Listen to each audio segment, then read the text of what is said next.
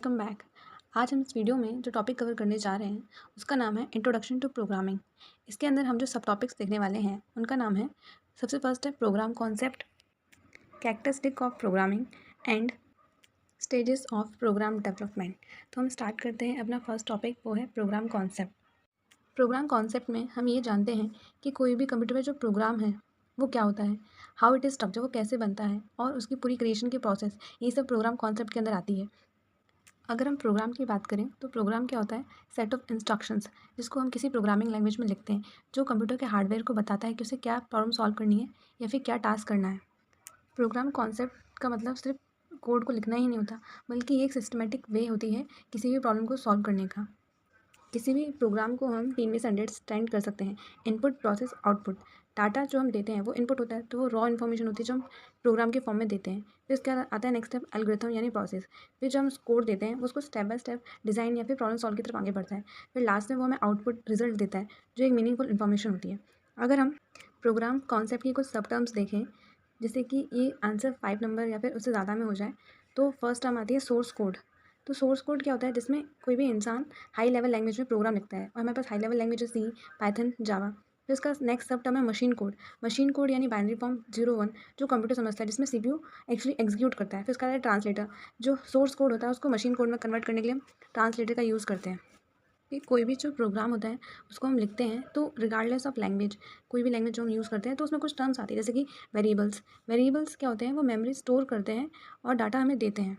फिर उसके बाद आता है लूप्स। लूप्स क्या होते हैं, रिपीटिंग एक्शंस होते हैं जो किसी भी प्रोग्रामिंग में आते हैं हेल्प। फिर उसका है एरे या फिर लिस्ट, ये क्या करता है, स्टोर मल्टीपल वैल्यू टुगेदर एक साथ। फिर आता है डीबगिंग, इसमें क्या होता है, या तो हम फाइंड करते हैं फिर फिक्स करते हैं एरर इन कोड।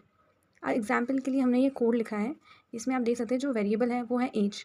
हमें एक कंडीशन जो हम रिप्रेजेंट करें वो इफ से, और आउटपुट हमें प्रिंट में मिल रहा है। अब हम नेक्स्ट टॉपिक पे चलते हैं जो है कैरेक्टरिस्टिक्स ऑफ प्रोग्रामिंग। तो अगर हम इसको अलग से क्वेश्चन आता है तो हम इसको ऐसे स्टार्ट करेंगे कि सबसे फर्स्ट हम मेंशन करेंगे कि प्रोग्रामिंग होता क्या है, फिर उसके बाद हम इसके कैरेक्टरिस्टिक्स लिखेंगे। तो कैरेक्टरिस्टिक्स में फर्स्ट है एक्यूरेसी।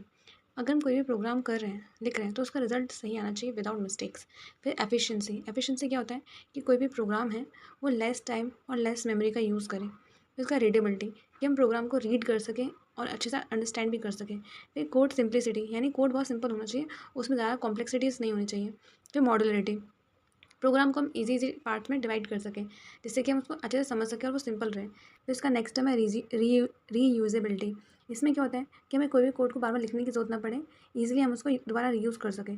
फिर मेंटेनेबिलिटी, इसमें ये होता है कि जो प्रोग्राम होता है उसके अपडेटेड वर्जन या फिर कुछ भी प्रॉब्लम आ रही है उसको फिक्स करना, ये हम कर सकें। फिर उसका आता है नेक्स्ट पोर्टेबिलिटी। इसमें ये होता है कि ज़रूरी नहीं है कि वो एक ही सिस्टम पर रन करे, बल्कि वो बाकी सिस्टम पर भी रन कर पाए।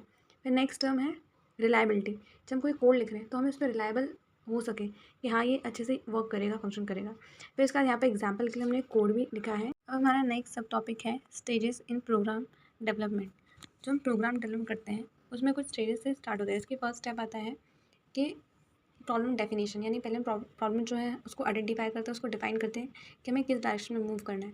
फिर जब हम प्रॉब्लम आइडेंटिफाई करते हैं फिर उसके बाद हम उसकी प्लानिंग करते हैं, उसका एनालिसिस करते हैं कि इसका क्या इनपुट होना चाहिए, क्या आउटपुट होना चाहिए, किस तरह से प्रोसेस होगा और क्या रिक्वायरमेंट है, ये सब हम पता करते हैं सेकंड स्टेप में। फिर थर्ड स्टेप है एल्गोरिथम डिज़ाइन। फिर हम जब हमें प्रॉब्लम पता चल जाती है उसका एनालिसिस कर लेते हैं तो हम उसके सॉल्यूशन की तरफ बढ़ते हैं कि इसका सॉल्यूशन किस डायरेक्शन में होगा। फिर फोर्थ स्टेप आता है फ्लो चार्ट और सूडो चार्ट प्रिपरेशन, यानी इसमें हम ये करते हैं कि क्या लॉजिक लगेगा और हम डायग्राम्स वगैरह इसमें बनाते हैं। फिर कोडिंग स्टार्ट करते हैं। कोडिंग हम फिर किसी लैंग्वेज, प्रोग्रामिंग लैंग्वेज का यूज़ करते हैं और उसमें कोडिंग स्टार्ट करते हैं। फिर नेक्स्ट स्टेप आता है कंपाइलेशन एंड एग्जीक्यूशन। इसमें ये होता है कि हम जो प्रोग्रामिंग लैंग्वेज लिखते हैं वो एक हाई लेवल लैंग्वेज में होती है, फिर उसको हम कंपाइल करते हैं कंपाइलर की हेल्प से, फिर उसका हम एग्जीक्यूट करते हैं। फिर उसका जब ये हो जाता है उसका नेक्स्ट स्टेप आता है टेस्टिंग एंड डीबगिंग।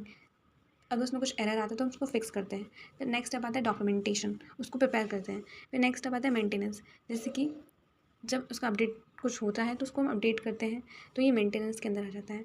फिर अगर हम इसका एक सिंपल एग्जांपल लें तो हम कैलकुलेटर का ले सकते हैं कि जब हम कैलकुलेटर डिज़ाइन करते हैं सबसे पहले हम एक प्रॉब्लम डिफाइन करते हैं, फिर उसकी एल्गोरिथम डिज़ाइन करते हैं, फिर उसका कोड नोट करते हैं, फिर देन उसका टेस्टिंग करते हैं और लास्ट में उसको मेंटेन करते हैं। तो इसको शॉर्ट फॉर्म में अगर हम देखें तो problem, plan, design, code, test, document and maintain. तो यहाँ पर ही हमारे तीनों सब टॉपिक्स खत्म होते हैं। अब बाकी टॉपिक्स हम नेक्स्ट वीडियो में देखेंगे। Thank you.